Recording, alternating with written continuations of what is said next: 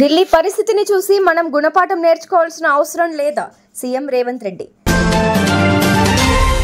చట్టం అందరికీ సమానమా లేక ఎంపిక చేసిన వారినే టార్గెట్ చేస్తున్నారా?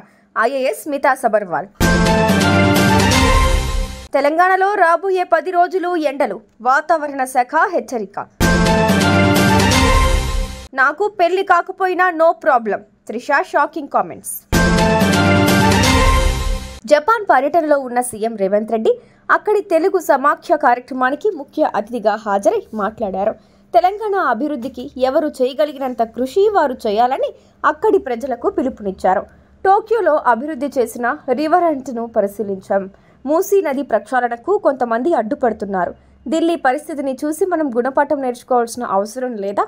మూసీ ప్రక్షాళన, మెట్రో విస్తరణ, regional ring road, radial roads Telangana పురోగతికి కీలకం. తెలంగాణ పోటీ అమరావతితో కాదని, లండన్, టోక్యో వంటి అభివృద్ధి చెందిన నగరాలతోనే అని పేర్కొన్నారు సీఎం రేవంత్ రెడ్డి. గచ్చిబౌలి భూములపై ఏఐ ఇమేజ్ షేర్ చేయడంతో పోలీసులు ఇచ్చిన నోటీసులపై ఐఏఎస్ స్మితా సబర్వాల్ స్పందించారు. గచ్చిబౌలి పోలీసులకు పూర్తిగా సహకరించాను. చట్టాన్ని గౌరవించే వ్యక్తిగా పోలీసులు అడిగిన ప్రశ్నలకు వివరణ ఇచ్చా. నేను రీపోస్ట్ చేసినట్లే 2000 మంది చేశారు. వాళ్ళందరిపైన చర్యలు తీసుకుంటారా? చట్టం అందరికీ సమానమేనా? ఎంపిక చేసిన వారినే టార్గెట్ చేస్తున్నారా అని ప్రశ్నించారు. తెలంగాణలో రాబోయే 10 రోజులు ఎండలు మండిపోతాయని వాతావరణ నిపుణులు అంచనా వేశారు.